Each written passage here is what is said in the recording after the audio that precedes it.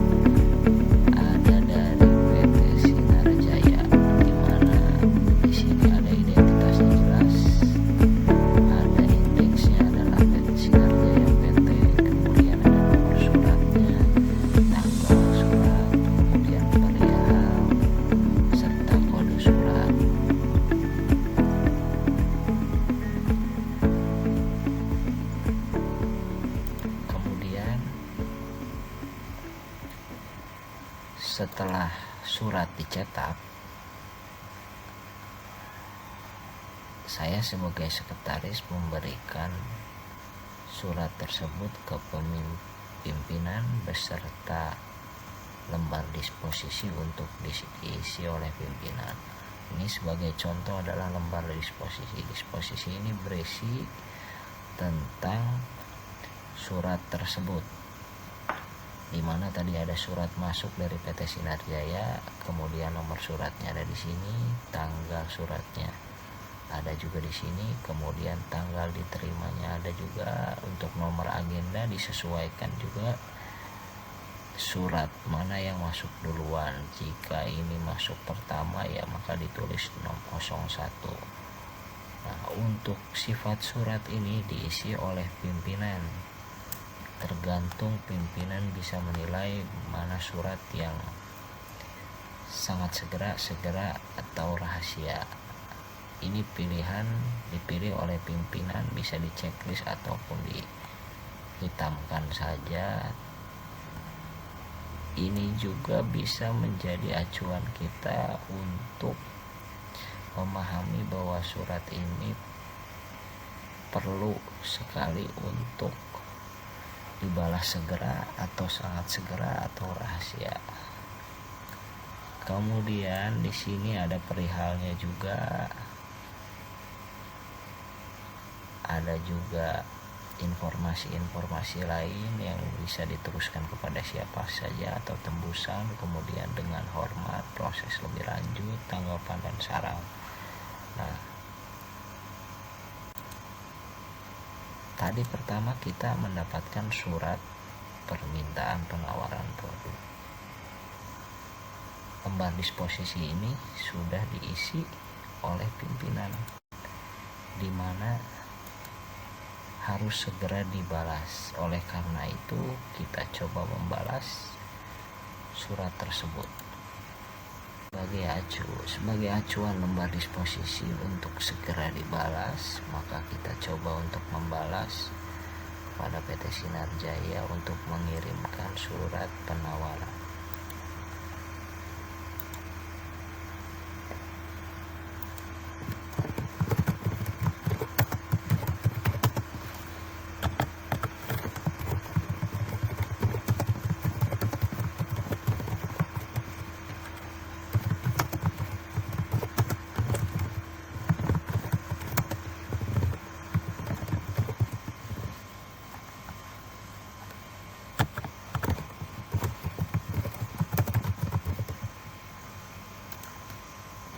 Kemudian kita lampirkan surat penawaran yang akan dikirim. Kita klik, kemudian coba kita kirim. Selesai. Setelah surat telah kita kirim, file surat tersebut kita pindahkan ke folder yang telah kita buat sesuai dengan klasifikasi arsip.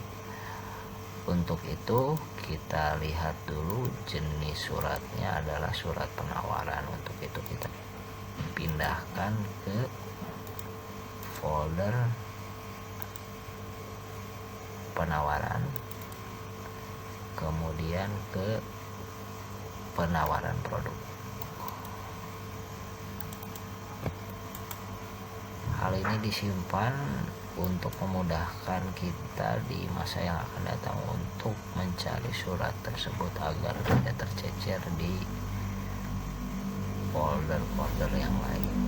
Selain penyimpanan arsip secara digital, kita juga bisa menyimpan arsip secara manual. Namun step by stepnya berbeda dengan arsip digital, di mana surat harus dicetak terlebih dahulu, kemudian kita beri caption. Untuk itu, langkah pertama yang akan kita lakukan adalah pemberian caption terhadap surat masuk. Tadi kita sudah menerima surat masuk di dalam email. Kita coba cetak terlebih dahulu untuk melakukan penyimpanan. Berikut adalah surat yang telah saya cetak, di mana surat ini adalah surat masuk dari klien melalui email pada hari ini dari PT Sinar Jaya. Nah, kita akan coba mengarsipkan secara manual, di mana langkah awal kita akan memberikan caption dengan acuan dari klasifikasi arsip yang sudah ada. Mohon diperhatikan. Langkah awal adalah melihat suratnya, apakah surat ini tentang apa, karena kita di sini klasifikasi arsipnya menggunakan subjek atau masalah. Kita bisa lihat di perihal. Di sini perihalnya adalah permintaan penawaran produk. Nah, untuk itu kita lihat klasifikasi arsip yang sudah ada. Nah, di sini kita cari penawaran, ada di subjek utamanya adalah pemasaran. Subjek keduanya adalah penawaran, berarti PM titik 01. Nah, untuk permintaan penawaran kita bisa gunakan yang ini 10, berarti di sini captionnya adalah PM 01.10. Jangan lupa diberikan tanda M adalah menandakan surat ini adalah surat masuk, bukan surat keluar. Setelah melakukan pemberian caption kepada surat, kita memasukkan surat ini ke dalam buku agenda surat masuk. Jadi berbeda ya. Di sini ada buku agenda surat masuk dan surat keluar. Jadi ini kan kita bisa lihat adalah surat masuk, jadi kita kelompokkan di dalam surat masuk.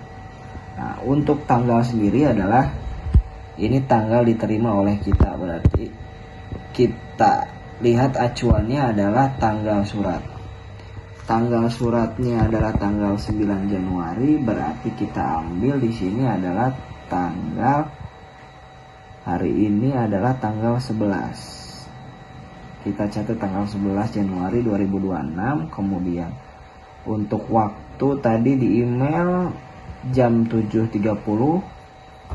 Untuk tanggal sendiri ini adalah tanggal surat, jadi kita tinggal pindahkan dari surat, tanggalnya disesuaikan dengan tanggal surat, berarti tanggal 9 Januari. Kemudian untuk nomor surat kita tinggal ambil dari nomor surat di sini. Nah, untuk nama PT sendiri kita ambil dengan alamat lengkapnya. Kemudian untuk perihal kita ambil juga sesuai dengan isi dalam surat, yaitu permintaan penawaran. Kemudian untuk kode arsip, nah ini yang kita beri caption tadi, yaitu PM 011. Untuk memudahkan pencarian di masa yang akan datang, ada yang namanya kartu indeks. Nah, kartu indeks ini berisi tentang identitas surat yang akan kita arsipkan. Seperti tadi contohnya surat dari Sinar Jaya. Di sini kita indeks terlebih dahulu Sinar Jaya, PT. Nah, untuk caption di sini kita ambil dari nama PT dari huruf atau kata 1 dan kedua dari Sinar, berarti SI. Kita tulis di sini SI. Untuk nomor surat kita pindahkan saja dari surat yang ini ke dalam sini. Untuk tanggalnya juga kemudian sama dengan tanggal surat. Untuk perihal sama juga. Kemudian untuk kode surat seperti biasa tadi yang kita beri caption, kita pindahkan ke sini PM. Setelah pemberian caption, kemudian mencatat di buku agenda, lalu mencatat juga di kartu indeks, langkah selanjutnya adalah penyimpanan surat ke dalam map Snell Hector. Sebetulnya penyimpanan surat bisa di media mana saja, namun untuk kali ini saya memilih Snell Hector untuk menjadi media penyimpanan. Nah, di sini untuk penyimpanannya sendiri kita menyimpan surat sesuai dengan klasifikasi arsip yang telah dibuat, sehingga ini sebagai acuan. Jadi jangan menyimpan surat sembarangan, tetapi kita menyimpan surat sesuai dengan klasifikasi yang ada. Nah, untuk surat yang tadi ini kan kita bisa lihat PM0110 ya. Nah, di sini kita sudah menyimpan atau membuat media penyimpanan beserta guide-guide-nya atau pembatas. Nah, guide yang pertama ada subjek utama atau primer yang ada keuangan, pemasaran, serta umum. Kemudian ada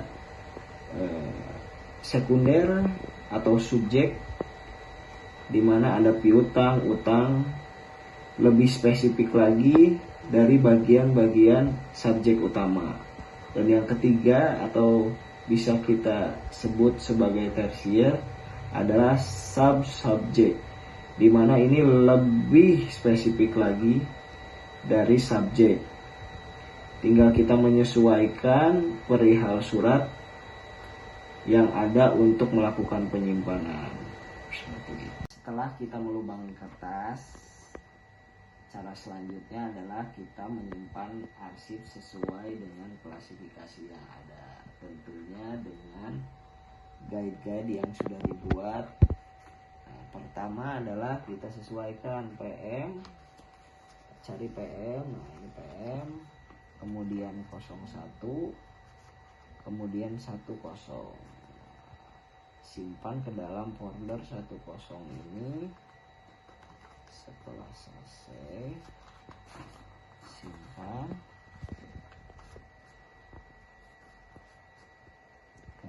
Nah, setelah selesai, kita simpan map selector ini ke dalam filing kabinet untuk menjaga arsip ini agar tidak rusak.